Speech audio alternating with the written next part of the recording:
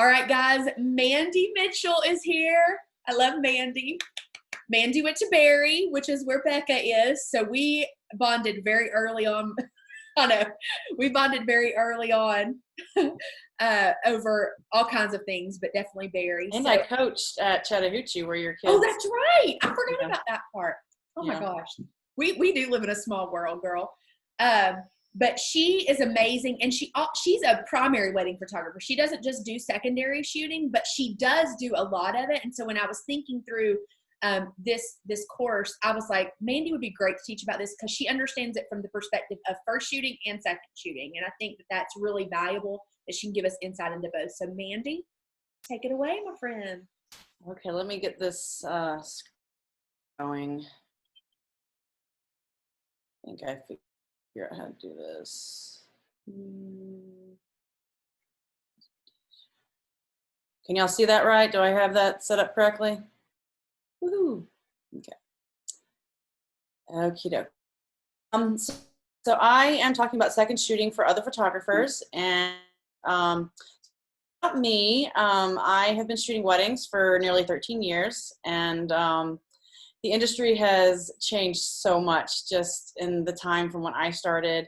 Back when I started, there weren't these workshops. There just wasn't this kind of learning back in the day. So it's been really cool to see just, how much it's changed over the years, and how helpful it is for everybody to get to learn from other people. So, just a little bit about me. I have been married as well, almost 13 years. We have 2 awesome kids. I love Jesus with all my heart. I actually put this Enneagram thing in here before I knew we were doing even the course, but I'm an Enneagram 7. So I am very outgoing, very loud and boisterous. Addicted to Chick-fil-A and Chipotle. I could eat ice cream pretty much every day. And this is kind of the stuff that Amy's talking about earlier this morning when you're talking about branding. Even though I'm not talking about that today, this is even just presenting myself to you guys. This is my brand. This is the stuff that I talk about and that you'll see if you follow me on my stories. And just a little fun little thing I added. If I ever got arrested for something, it would be probably for getting into a fight with a Saints fan at the Falcons game. So right now I'm very sad about my Falcons and how much they are sucking it up this year. But yeah, you'll see me every Sunday in the fall posting about them. So yeah. Okay, so I'm going to talk about 5 key things today. I'm going to talk about, the first thing is it's not about you. The second one is contracts. The third thing is understanding expectations. The fourth one is working as a team, and the fifth one is communication. So just so that I can get an idea, how many of you guys second shoot for other photographers on a semi-regular basis sometimes? Yeah, Josh, I see that. Yeah, of course you do. So some of you guys second shoot for people pretty regularly. Some of you might do it just kind of here and there. Evie, are you in here today? My second shooter should be in here. She might not be listening because she knows what to do with me. So, but yeah, so one of my biggest thing that I tell people when it comes about second shooting is it's not about you. It is not about building your portfolio. It's not about boosting your business. It's about the lead photographer who hired you for the day. Now, obviously, if you're a husband and wife team like Amy and Josh, it's a little different because you're consistently working with that person as your spouse. Or if you have someone who's a part of your team who is constantly there with you, it's a little different too. Like my shooter who works for me, she doesn't really do it for portfolio building. She does it because she's a part of my team. She works with me, works for me. But really, there's very few moments where she's like, oh, I really want to share these pictures or build my portfolio for this moment. But if you're a lead photographer and you own your own business like I do, but you second shoot for other photographers, it's not about you in that day. So that day alone, you are not so-and-so photography. You are working for the lead. You don't talk about your business and you don't hand out your business cards that day. That is the number one thing that you do not do. You never talk about your business. And most clients and wedding guests, they're not going to know, well, the clients know this, but the wedding guests, even the parents, the grandparents, they don't know that you are so-and-so photography. They only know the lead shooter, and they sometimes think you might be the lead shooter. They don't know the difference. They're just watching people take pictures. And so often I get asked during the day, like, oh, questions about the business. And I will say, well, actually, I'm second shooting today for so-and-so. I have my own business, but she's the one that you're going to want to ask this question to. Or I can ask her and then redirect them to the client or the whatever. But just know that none of this is about you.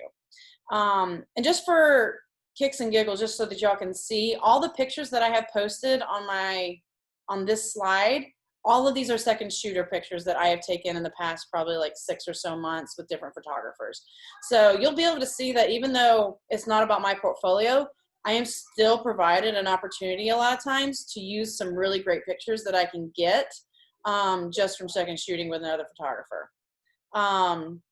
So like, for example, this little, this detail shot that I have right here, the lead, like she doesn't like doing that. So she was like, can you do that? Do you feel comfortable? I was like, 100%, I will take care of that. So I was in charge of like all the detail shots at Natalie and Christopher's wedding.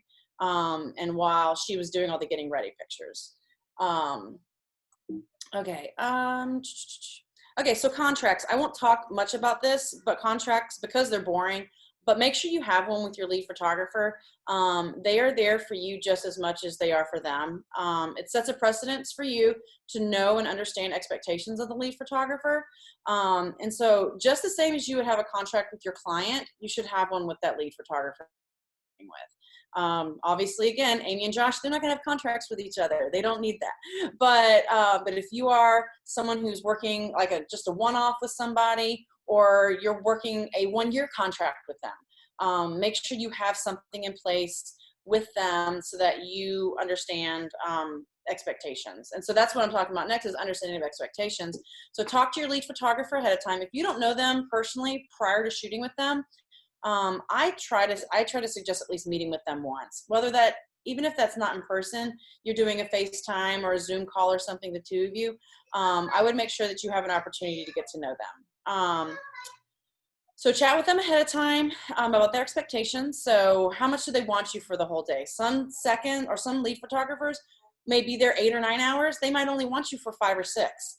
Find out the coverage, how many hours they're contracted for versus you are. How much are they going to rely on you for the day during on different shots? Are they really there just to have you just to, quote, have a second shooter? Because sometimes photographers don't want to give up a lot of control. And so they basically tell their clients, like, second shooter, but they really are only using you just to kind of show off that you have one. And so do they just want side angles of everything? Or are they going to have you go by yourself and take pictures of the groomsmen? Are they going to have you take pictures of those detail shots?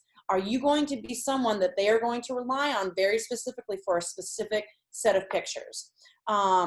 Also, how much are you going to get paid? Talk about that ahead of time. Sometimes money's awkward, but talk about it, because if you don't set up that expectation ahead of time, you're not going to know how much you're getting paid. And on the back end, they're like, oh, I only pay my seconds $25 an hour. You're like, well, I normally get paid $50 an hour. So, and also make sure you're getting paid for what you're worth. I will not second shoot for anything less than $50 an hour. And that's because I know what I'm worth and my value. And I'm not going to go spend 8 hours in one day and make $200. That's just not worth my time away from my family. Ask questions like, will you be fed? Do I need to bring snacks? Are you going to provide snacks? I always provide snacks and waters for me and my seconds, things like that, that are just so that you can know what to expect for the day of, so that you don't show up and you're like, man, it's been 5 hours and I haven't eaten anything. I am starving right now. Just things like that, just to kind of plan ahead. Talk with them about their social media and their credit on pictures. Do they allow you to use pictures on social media or your website? This goes back to, this isn't about you, but if they allow it, then ask. So what are the restrictions as far as timing and tagging? Do you need to credit them? So make sure you have all of these questions answered ahead of time. Every photographer is different. And much or most of this information that I'm talking about will probably be in the contract ahead of time, but just make sure you're clear on it. So if you shoot with a number of lead photographers, make sure that you have each of their rules written down. So I suggest doing it like an Excel spreadsheet to help you keep up with it. And here is an example of like what I've done. And I found it like super helpful. So these are all photographers that I have shot with this year in the past 9 months. And so I have the photographer's name. Am I allowed to share it on my website? When can I share it? Can I share it on social media? When can I do it? Can I tag the clients? And do I need to tag the photographer? Some photographers want you to tag them because they want to come back to them and show that like, this is my work, my blah, blah, blah. Some photographers don't want you tagging them because they don't want to be associated with their clients finding you on social media and then following you and then having this kind of like awkward, like, well, I shared this picture, but I didn't actually, the lead didn't provide that picture in their portfolio for the client or something. So just know ahead of time what their expectation is so that on the back end, you're not like making things awkward with the photographer being like, oh, well, like, I didn't know you didn't want me to tag them and now your client's following me and that's, I'm sorry, but I didn't know, you know, so just have that set up ahead of time. So talk with them on how they want to use you throughout the day. I kind of touched on this a second ago, but most lead photographers will hire a skilled second shooter in order to divide and conquer the day. So I do this with myself, with my second shooters. I don't hire anyone that I wouldn't trust to take over for me should something arise. So my second shooters, I have 2 of them that work for me. One's been with me for the past 10 years of my 13, and then one of them's been with me for the past 4.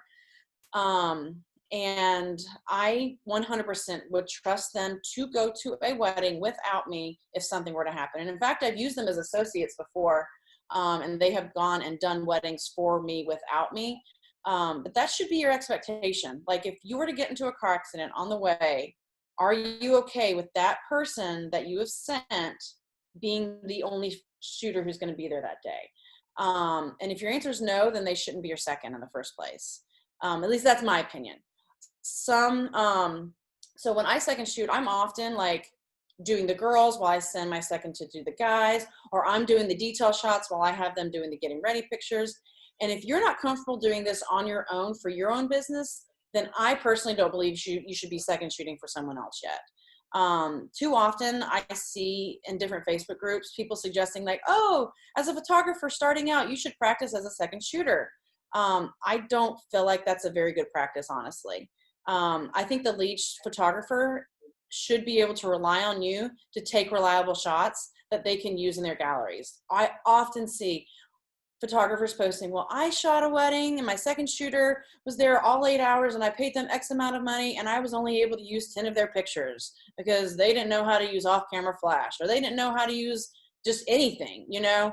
And so I personally don't believe that you should be taking on a second shooting gig if you're not comfortable or knowledgeable shooting by yourself yet. I would suggest third shooting or assisting for a while, but don't take pictures that that other people rely on for a paying client. Like I personally, some people will disagree with me on that one, but my personal take is, as a lead photographer, I'm not going to hire someone that's going to provide pictures that are not going to be useful to me or for my client. It's not fair to my client, one, because they've paid for that second shooter and they're getting crappy stuff on the side.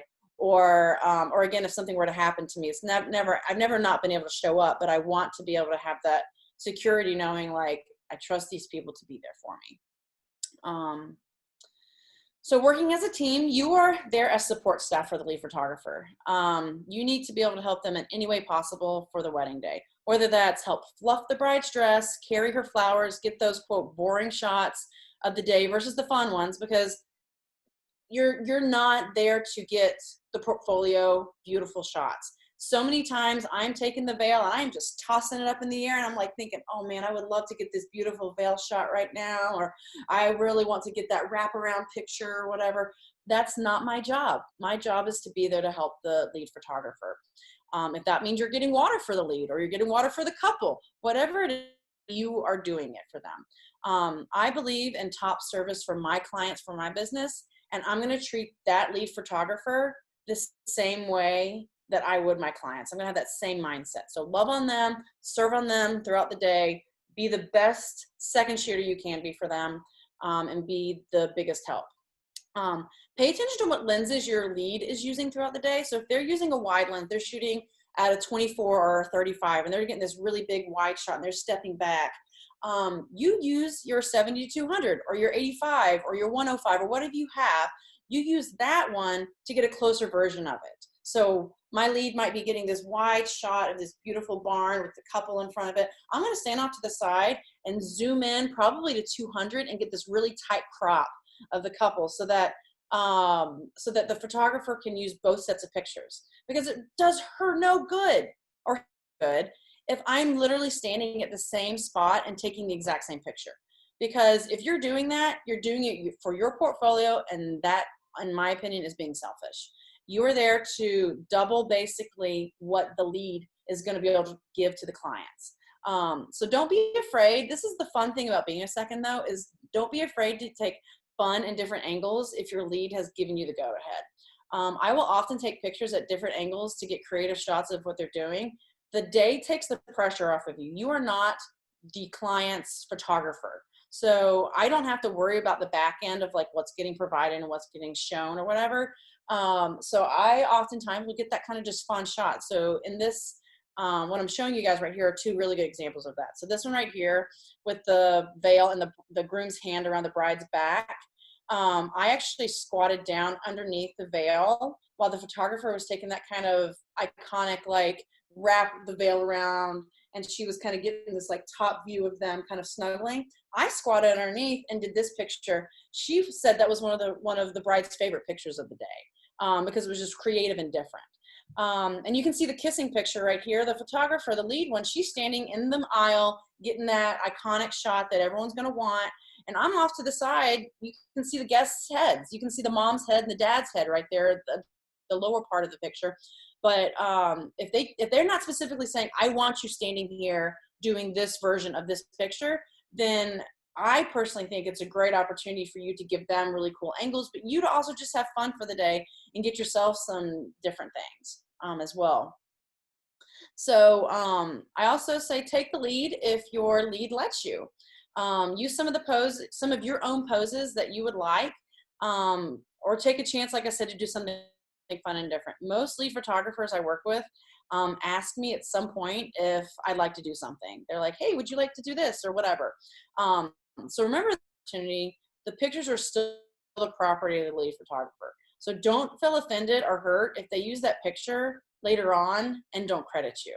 So they're putting it on the blog, or they might even post it to social media. Understand, again, going back to those expectations ahead of time, will the lead photographer share any of your images on their Instagram that is your picture? Most leads don't do that. They want to display their pictures only, but some of them may be fine with that and may choose to do so. So make sure you have that expectation ahead of time, and don't feel offended if you see a picture that is yours on their Instagram that doesn't have you tagged, because for all intents and purposes, you were not there well, you were there, but you were a part of so-and-so photography that day, and you were not getting tagged. So all of these pictures that you see right here are ones that I either went and took a different angle, or the lead let me do something with it. So the one on the right, or sorry, all the way to the left with the bridge, the lead was up at the top taking pictures of the two of them, and I actually like climbed down this little rock creek thingy and shot like from the bottom up and got this really cool shot that I liked. As a lead photographer, I don't know if I would have had time to like do the normal picture and then on top of that climb down and do that. So it's fun as a second to be able to get those kind of shots. The other one right here with the black and white with a couple, she was getting almost the same picture, but she was getting a different angle of it. So she was further getting left and getting a different view of that one. The dancing picture, I was actually squatted down on the ground and got more of a shot from the bottom so I could get those really cool like lights in the picture. And then the one with the bride with the veil, and she's kind of holding her arm like this.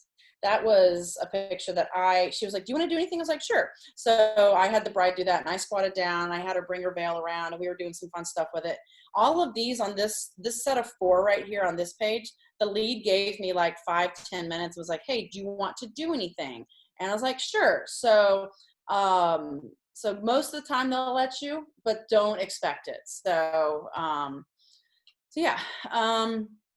So make sure that you let them take the lead, as these are their clients and not yours. Even if the day isn't going well, don't take over. You might think you're saving the day, and you very well might be, but regardless, they are not your clients, and you make the lead look incapable when you step in and take over. I made this mistake once. The lead did not have it together for family portraits, and I stepped in and I just took over it. I took over organizing the people, moving them. I was very assertive, and that's a part of me being like an Enneagram 7. I was never asked to work with this lead again. They never said anything to me about it, but on the back end, I'm pretty sure that's why they didn't, because I basically took over that hour of what was going on. And if I look back at it, if someone had done that to me, I would have been very put off and very frustrated. So now I don't see a problem with asking them, like saying, hey, do you want me to help with this?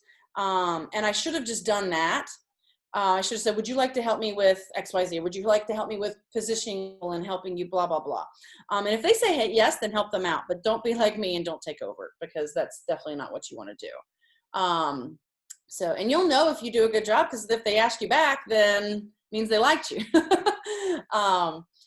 But even if you don't agree with something that the lead is doing, don't correct them, unless, of course, it's illegal or something. But they were hired by the clients, and while they might do something different, it's still not your place to tell them and tell them how to do something. So be helpful, but annoying.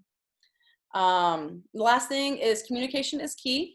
Make sure that you and the lead are communicating throughout the day. Make sure you ask what they're expecting of you. If you have questions, ask them. Pay attention to the little details. The last wedding I second shot, I noticed that there was some makeup on the groom's tux that the lead didn't see, and I took a moment to wipe it off, and that's not going to help me at all. Like, it's helping the lead 100% though, because on the back end, she doesn't have to take that time to now edit that makeup spot out of every single portrait picture now. And they definitely appreciate those kinds of things. So communicate.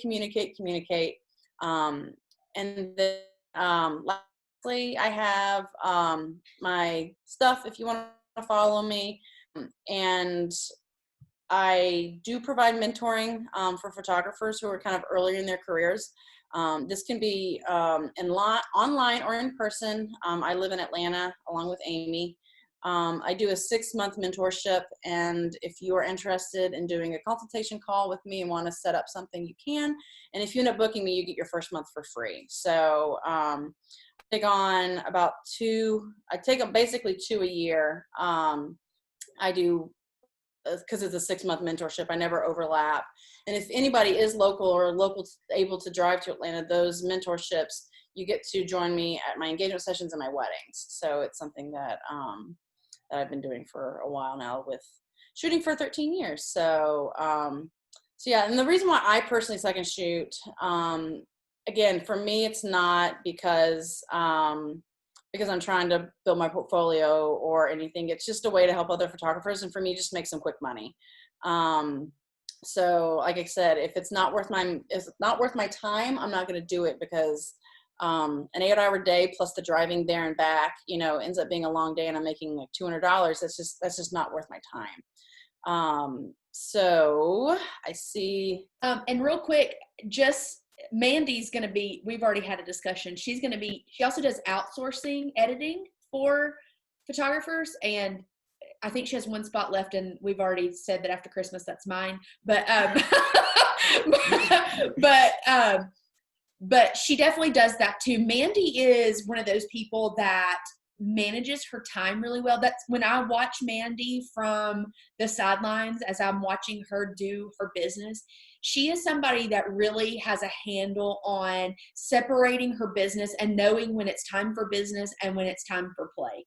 And I really admire her. I just want to say that out loud, because I do truly admire you for that. You have a really good handle on, like, you know what, right now is not business time. Like, right now is family time, kid time. This is what I'm supposed to be doing. but she also has a heart for helping. She's actually going to be at the in-home workshop in October here. She's going to be photographing that with us and also speaking into the girls that are here at the workshop too.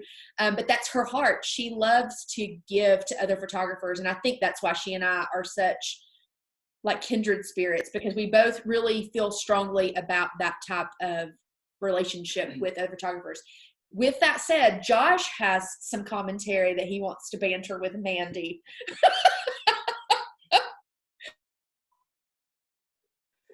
Hey, Mandi, you did a great job. I really enjoyed the presentation. And one of the things that I hear often from second shooters, being a second shooter, is what happens with your memory cards afterwards? Like, what do the lead photographers want? Do you maybe if you knows what to do. Give some experience and some talking and some points to that, because I think that will be helpful to anybody that's out there. And what, even as lead photographers, what practices would be good as they look to hire those second shooters like that. Perfect.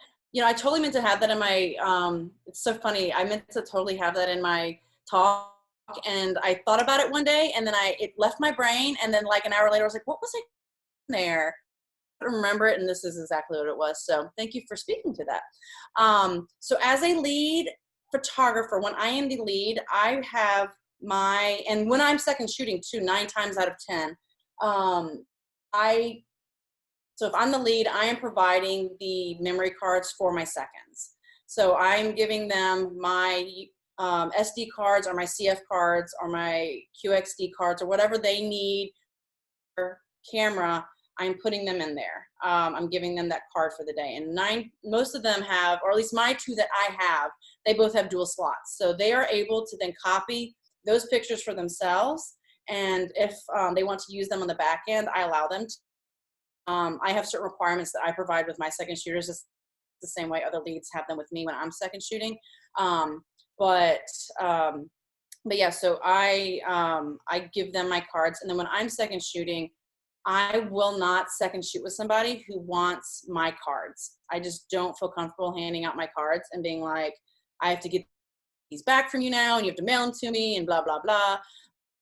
So I make sure ahead of time that the second is going to provide, or that lead is going to provide those cards for me. So all I have to do is just put them into my camera, and at the end of the night, I just give it back to them. And it's the easiest thing to do.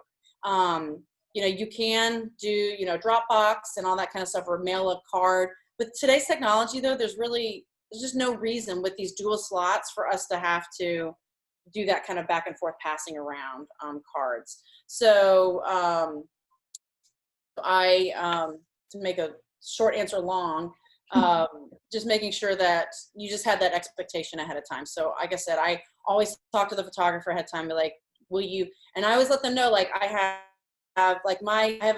shoot an Nikon D850. The 850 has a QXD slot, but it also has an SD slot. So I let them know, like, my card is going to be the QXD, because I know unless you have like a mirrorless or Nikon, I know there's not very many cameras out there that use those memory cards. I'm trying to find one, but it's not sitting here. Yeah. Most people have the SDs, and I just let them know, like, I have an SD slot. I don't have a CF slot, so if you're looking for a CF slot, like, I don't have it. So make sure that y'all communicate those things ahead of time. Morgan asked, do you have a certain gear requirement for your second shooters? I have a team as well, and I'm starting to need to fill second shooting positions for my associates. It depends on you and how comfortable you're with editing. I'm very good at editing, so I don't mind having Canon. Like my 1 second is a Canon shooter, and my other one is a Sony mirrorless shooter. And so neither one of them have the same like warmth and feel as a Nikon. But very rarely do I have pictures that I'm like, this just doesn't fit like my. You froze, Mandi. Okay, we're gonna wait for Mandi to get back. She froze on us. Maybe she'll come out. Real quick, I did see while we're waiting. Do you, Tracy? You asked my second shooter has the same camera body that Josh. Okay, Josh and I have actually a funny story about this, because we originally had both cameras set up on ACP with coding, and we quickly realized that one of them needed to be ACP and one of them needed to be something calls because we started realizing, yeah, that's a problem. So I actually ended up having to rename a whole entire wedding for his files. I had to go in and put rename every file for him before I could edit it because we had that problem. So yes, there is a way that you can change that. I'm waiting on Mandi. She must have dropped out. I'm waiting on her to come back in. Lakeland asked, how do you copy with dual slots? You set it up in the menu to do so. Yeah. I think Josh is answering you on that. And do you require them to have dual slots and 2 cameras? I know personally I would require that, and I will highly guess that Mandi will say yes when she comes back in here. Morgan, are you saying you can do that for the renaming the files for the cameras? Yes. I know for Canon. Are you a Nikon? I can't remember. You're Canon too, aren't you? Or you're Sony? Yes. Like for us, we can do ACP1 or ACP2. Well, ACP is mine, and you're ACC. Oh, there you go. Sorry. We just decided to have them like Amy Cole Creative is the ACC, Amy Cole, and that way we just know who's who now. Emily said Nikon does that as well. Morgan, I am not 100% on Sony. I would assume, do you have it changed to like or you don't have it changed to anything? You're just using the regular filing? Okay. I would bet that they have a system that you can change it on those. So we can figure that out. I don't see Mandi yet. Does anybody else have any questions while we're waiting? Josh is second. So before Josh second shot with me, I had a friend in Alabama that was also a photographer. She did not shoot weddings, but she always second shot with me. She was my second shooter. I had never had another second shooter other than her or Josh. Since then, Stephanie McGuffey does second shoot for us when Josh is not available for ministry purposes. She is just who we go to for those moments. We're not against other people second shooting. We just have never needed it, thankfully, and I'm very grateful for that. There's the Sony. Okay, Morgan, Josh already researched that for you because that's Josh. This is why I know nothing about technology, and I just look at Josh for everything because he just figures it out. All right. Does anybody else have any other questions? I don't know if Mandi's going to make it back in. Something may have happened. Any other questions on this one? No. We seeing her? I hate that she's not getting to. All right, so here's what we will do. Next, let's talk through this really quick. Next up is Madeline Yates. Oh, is she back? It's Mandi. Here she is. Oh. There she comes. She was on her phone, and then she went away on her video. She's still there. Okay, we'll wait on her for 1 second. While we're waiting on her, the next session is going to be Madeline Yates. She's going to be talking about how to bring your brand, life into your brand. Madeline is a fantastic branding photographer, and so you definitely want to do that. Mandi, you're back now, so we're going to let you go ahead and finish answering questions. Okay, I can't see them because I'm on my phone now, so if you can just tell me what we got. Yeah, so we answered a couple of them for them. One of the questions was, do you require them to have dual slot on their camera? And I said that we would, but I don't know what your answer would be. Yeah, I do, mainly because if the card does go out and I'm requiring, really the biggest thing is if I'm having them go shoot the grooms and pictures and that card dies, then I need those pictures still. Yeah. So. I agreed with that. And then they were just talking through about being able to change the names on the cameras. And I told them that, that's what we do. I'm sure that you do the same. And I do a camera sync with the beginning of the day so that we have the same time so that on the back end, I don't have to worry about doing it in Lightroom. Yeah. Mary Beth asked, is it better to pay by the hour for second shooters or by the wedding day? I personally pay them by the hour. And I like to get paid by the hour because 6 hour day, I'm going to save money as a lead versus paying them for 8 hours and vice versa. I don't feel like I should be paid more than when I'm working. But I do, if I'm leaving, if I send a second away early because I just don't need them, like, hey, you can leave 15 minutes early or an hour early or something, and I've already done an agreed upon time, then I'm still paying them for that that time that I've already agreed upon with them. Right. And I expect the same thing with my, the lead that I'm working for. And that's why you have contracts in place ahead of time too. So that, and I typically, the relationship I have with my seconds is I pay them after I'm shooting. After they're done shooting at the end of the night, I'll give them a check or I'll send them a PayPal, like right at the end of the night. And typically that's how I get paid with my leads as well when I'm second shooting. So I will not give them a card though, unless they have paid me at that point. Because there have been situations on Facebook where I've seen like, hey, I second shot for a lead and they still haven't paid me. It's 2 months later. And you just wanted to deal with that as a second, having to track down the lead to be like, hey, I still need you to pay me. And you never get paid, or it just creates this really awkward like business relationship with them. So so I would make sure that that you, again, all those expectations ahead of time. Right. Let's like talk about it beforehand. Again, money's awkward. I get that, but don't be at 10 o'clock at night when you're leaving being like, I have no idea how they're going to pay me tonight, you know? So talk about that ahead of time. Be like, are you going to PayPal me? Are you going to write me a check? Do you give me the check at the end of the night? Like all those types of things. Okay. One of the other questions, I think Josh may have answered this, for Mary Beth, how does the dual card slot work? I've never used it. Is it just a backup? So for us, it's two ways you can do it. Yeah. Yeah, it's a backup. Some photographers have RAW on one and JPEG on the other. Some do RAW. And then I will tell you personally, we do RAW on one and JPEG on the other. That always floors people that that's what we do. But we've not ever had system. And if we do, that I know at least I have a backup of that system. It helps me for spacing and stuff like that. But everybody has their own preference. We don't have to. When you're a second, if you want to use the images for yourself, you're going to be using the copied card.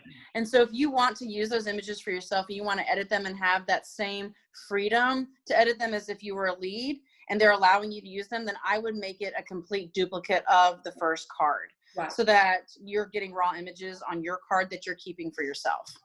Okay. And then do you require them to drive separately to weddings? I have seen some people do that to make sure if people are in an accident, someone can get there. Honestly, it depends on how far we're going. If I'm driving 3 hours away, I'm not going to make my second shooter drive 3 hours away. I just feel bad asking her to do that. Yeah.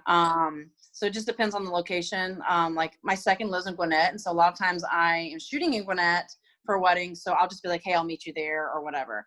Yeah, obviously Josh and I ride together everywhere. So, I mean, if something were to happen, thankfully, I feel like I have enough friends in my circle. I mean, Mandi would obviously be one of the first ones I would call, be like, hey, something's happened. I need your help.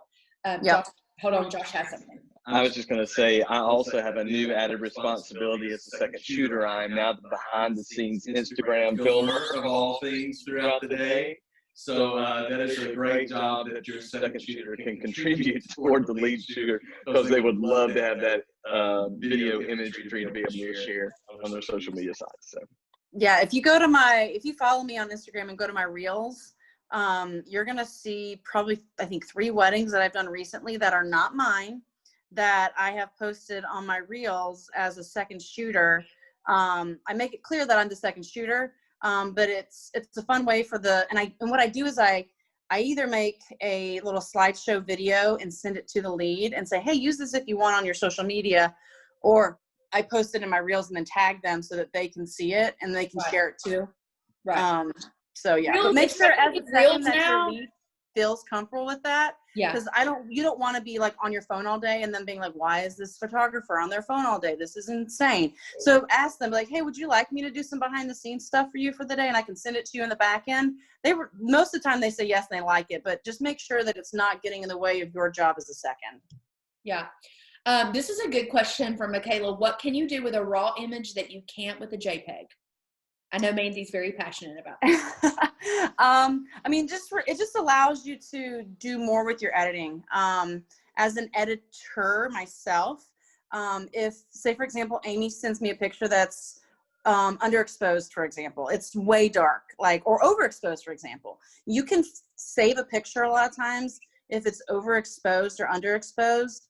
in a RAW file that you can't with a JPEG. So to kind of explain it very simply, a JPEG file is like something like this big, and then a RAW file is something that's like this big, and it's huge. It's way bigger, so it has more file space. It takes up more room on your camera, on your memory card, and on your computer, but it allows for more editing, tweaking. Like there was one wedding where my second actually forgot and edited in JPEG, or shot in JPEG the whole time, and when I was editing her pictures, the slider was just so much more sensitive when I was doing the exposure and the highlights and the contrast, and it was driving me crazy. So instead of going like to contrast of 5 or like maybe 20 or something, for example, I could only go to like a contrast of like 1 or 2 to get that same exact look, because there was a lot less space in the file image to be able to work with, if that makes sense. Yeah. And Mandi, I think we're going to go into a couple of editing. We're getting some editing, and since you're an editor, I'm going to go ahead and ask you these two. So here is the first one. Do you think a second shooter should have edits of their own to have, or the lead should always edit? I think it depends on the lead photographer and their preference. So again, this is one of those things you need to set up ahead of time with your lead. But all of my leads that I shoot with let me keep my raw files, and then I can edit them to my editing style. So a couple of the girls that I second shoot with are more light and airy, and I'm more like light and bright, or just very vibrant and bright, in fact. And so my editing style is very different than theirs. So it wouldn't make a whole lot of sense for them to be like, hey, here are the JPEGs that I just delivered to the client that you can use, even though you took those pictures. And a lot of times I don't remember going through the back end unless they're my files. Who took what, and I think that's a great sign that you and your lead work well together. If you can't tell who did what, I think that you should be able to edit them as your own when you're a second, and I let my seconds do that. And then we'll let this be the last question before we take a break. Lakeland says, I've shot in RAW, but nothing I use for editing allows me to use them. I don't have the money yet to pay for editing. Any advice? Then just stick with JPEG for now. But I would definitely look into getting Lightroom. It's $10 a month. If you can't afford that, I get that too. But Lightroom is not super expensive with the Adobe Creative Cloud, and it's the easiest thing to edit with. I used to edit back in the day with Apple's program. It was called Aperture, and it's very similar to Lightroom, but then Apple stopped updating their Aperture, so that's when I switched to Lightroom. It was probably about 4 years ago. I remember Aperture. I was like a closet Aperture editor, because I felt like everyone used Adobe, and I was like embarrassed about the fact that I didn't know how to use Lightroom. I didn't start using. Okay, I've been in business for 10 years. Here's a little secret about me. I used to edit everything I shot, all weddings and everything, on Photoshop.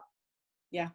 And it's doable. It's just a lot more work. It is. And when I went over to Lightroom, it was it's been about 5 years now. I was like, what have I been doing? Like, what is happening? So Mary Beth the jump. Yeah. Mary Beth said, I only use Photoshop and don't have. Do it, Mary Beth. Mary Beth, jump!